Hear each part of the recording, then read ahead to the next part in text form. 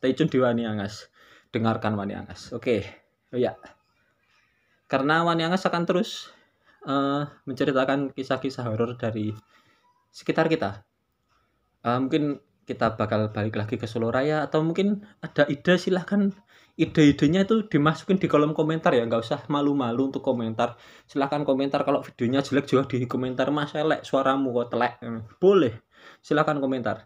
Bocil, anak kecil yang memutar-mutar kepalanya.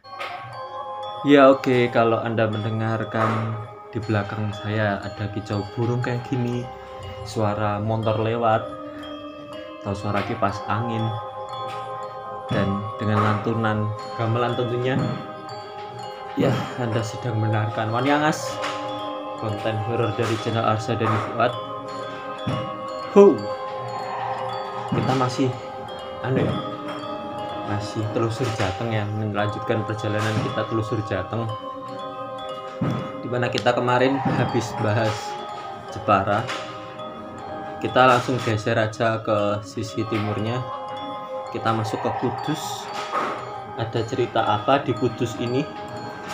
Silahkan disiapkan dulu cemilannya, sebatnya, apapun itu, karena cerita yang akan kita ceritakan ini akan kita mulai ya. Tapi sebelum kita mulai, for your information aja, cerita ini kita ambil dari Facebook, grup Facebook Cerita Horor Indonesia, yang diposting oleh Christopher Ardian siapa nggak tahu, lupa saya, nanti dilihat aja Christopher ya.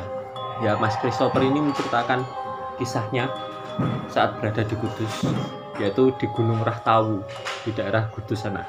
Ceritanya seperti apa? Oke, simak sama-sama. Dilihat dari sisi si Mas Christopher ya. Ya, saya di tahun 2016 melakukan pendakian di Gunung Rahtawu di daerah Kudus. Nah, saat saya melakukan pendakian di Gunung Rahtawu itu, saya menemukan seperti batu akik ya, warnanya putih dan tembus cahaya. Tapi batu akik ini tidak seperti batu akik yang dipasang di cincin pada umumnya. Nah, saat saya menemukan itu, saya bawa pulang ke rumah. Sesampainya di rumah, malamnya, kok saya merasa nggak enak badan ya. Badan saya jadi sakit semua, bahkan bisa dikatakan saya mengalami stroke ringan. Saat saya tidur, rasanya itu nggak bisa tidur. Bahkan kepala ini rasanya kayak berputar 180 derajat. Mungkin bahkan kalau nggak saya tahan, akan berputar 360 derajat. Atau dari depan tuh balik lagi ke depan lagi. Nah, setelah dilakukan pengobatan, saya ikhtiar ya melakukan pengobatan sampai manggil 2 kiai, akhirnya penyakit ini hilang. Apa yang saya alami itu akhirnya sembuh. Kepala yang muter-muter itu akhirnya agak berkurang lah. Jadi saya bisa tidur nyenyak lagi. Nah, saat kejadian itu, ternyata di malam hari itu tetangga saya dimimpiin anak kecil. Nah, sebelum dia dimimpiin ya, dia pernah bilang sama saya kalau kamu itu diikutin sama anak kecil. Dan pikiran saya adalah anak kecil itu yang ada di dalam batu akik ini. Nah, di mimpi tetangga saya itu, dia itu bermimpi kalau anak kecil itu dia tinggal di sebuah rumah ya, rumah tua lah, masih gedek. Gedek itu kalau bahasa Indonesianya anyaman bambu lah, dindingnya masih anyaman bambu atau gedek. Nah, di rumah gedek itu tinggallah anak kecil itu. Dia sedang menangis kenceng sekenceng-kencengnya. Karena apa? Karena di luar itu ada banyak orang yang sedang melempari batu rumah anak kecil tadi. Nah, anak kecil tadi pun akhirnya lari keluar menghampiri tetangga saya. Setelah sampai di depan tetangga saya, anak kecil itu bilang, "Yuk, terno aku mulai." Atau yang artinya dalam bahasa Indonesia, "Mbak, tolong antar saya pulang." Akhirnya nggak tahu tujuannya kemana, anak kecil itu mau dianterin kemana, kata tetangga saya ya. Akhirnya mereka jalan gitu aja. Mereka berdua jalan begitu saja sampai ke suatu tempat di mana itu adalah tepatnya berupa jembatan. Akhirnya anak kecil itu menyeberang ke jembatan tersebut. Setelah menyeberang, anak kecil itu mengatakan sesuatu kepada tetangga saya, "Matur nuwun yuyu," yang artinya terima kasih ya mbak. Nah, setelah anak kecil itu bilang matur nuwun yuyu atau makasih ya mbak, tetangga saya terbangun dengan keringat dingin. Dia langsung bergegas esok harinya untuk datang ke rumah saya jam 6 pagi, pagi banget, jam 6 pagi dia datang ke rumah saya. Setelah bermimpi itu dia cerita sama keluarga saya, cerita sama keluarga saya, di punggungnya, di punggungmu, dia bilang gitu kepada saya, itu ada anak kecil.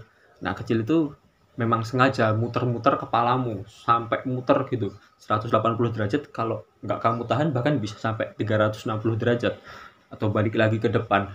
Nah, anak kecil itu ya yang tinggal di batu itu. Setelah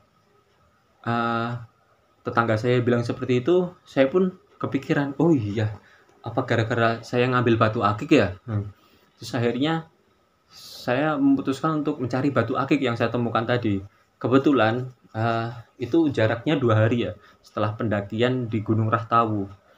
2 hari setelah pendakian itu saya timban batu akik itu di belakang televisi. Nah, saya cari di belakang televisi, batu akiknya hilang.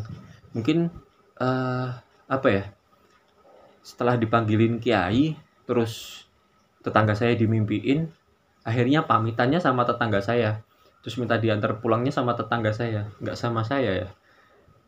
Untung saja udah diantar pulang sama tetangga saya, dan akhirnya mungkin ya batu akik ini udah balik lagi ke tempatnya sana. Nah, pesan saja dari saya, kalau mendaki ya jangan ambil yang nggak perlu diambil ya. Itu pesan dari saya. Kalau saya sendiri sih sekarang udah nggak pernah ambil barang-barang yang ada di gunung, kecuali kalau uang yang nominalnya besar kadang-kadang saya ambil ya. Seperti itu yang diceritakan oleh Christopher ya. Ya, Christopher menceritakan tentang pendakiannya di Gunung Rahtawu, di mana dia ngambil akik lalu diikutin sama penunggu akik ya, bocil, anak kecil yang memutar-mutar kepalanya. Nah, bahkan sampai didatengin 2 kiai untuk bisa terhindar dari putar-putaran kepala itu, dan bahkan yang nganterin pulang itu malah tetangganya. Oh iya, Wani Angas ya, Wani Angas pernah menceritakan juga tentang daerah Kudus, dimana waktu itu Wani Angas menceritakan salah satu jembatan di Kudus, dimana jembatan itu kalau dilewati sama pejabat itu ada apa ya, ada kayak pantangannya lah, jangan sampai jembatan itu dilewati oleh pejabat. Itu pernah diceritain di Wani Angas, itu letaknya juga di Kudus, namanya kalau nggak salah jembatan Tanggulangin ya. Dan banyak kejadian yang udah pernah terjadi di jembatan Tanggulangin itu, dan banyak pejabat yang menghindari lewat jembatan Tanggulangin itu. Mungkin Pak Luhut Binsar Panjaitan pengen lewat jembatan Tanggulangin, monggo silahkan. Ya, mungkin itu aja cerita yang bisa Wani Angas ceritakan ya, dari Mas Christopher yang kebetulan dia posting di Facebook cerita horor Indonesia. Kita nanti akan terus menceritakan telusur Jateng sampai kapanpun ya, sampai selesai lah, karena masih ada Kudus, terus nanti ada Pati, Rembang, sama Blora. Ya tinggal 3 tempat lagi, Pati, Rembang, Blora. Telusur Jateng sudah mau selesai. Habis telusur Jateng ada program apa di Wani Angas, terus simak terus Wani Angas, stay tune di Wani Angas, dengarkan Wani Angas. Oke, ya, karena Wani Angas akan terus menceritakan kisah-kisah horor dari sekitar kita. Mungkin kita bakal balik lagi ke Solo Raya, atau mungkin ada ide silahkan ide-idenya itu dimasukin di kolom komentar ya, nggak usah malu-malu untuk komentar. Silahkan komentar, kalau videonya jelek juga di komentar, mas elek suaramu kok telek, boleh silahkan komentar. Mas elek ceritamu rapenak, boleh silahkan komentar. Silahkan komentar, semuanya bebas untuk komentar. Silahkan berkomentar di video Wani Angas, karena komentar Anda adalah tidak akan kami perhatikan. enggak. Komentar Anda adalah suatu feedback yang baik buat Wani Angas ya. Untuk kedepannya Wani Angas akan melakukan apa nanti karena komentar Anda. Silahkan komentar ya. Ya, terima kasih. Ojo wani-wani yen wedi, ojo wedi-wedi yen wani. Wani Angas pamit. Assalamualaikum.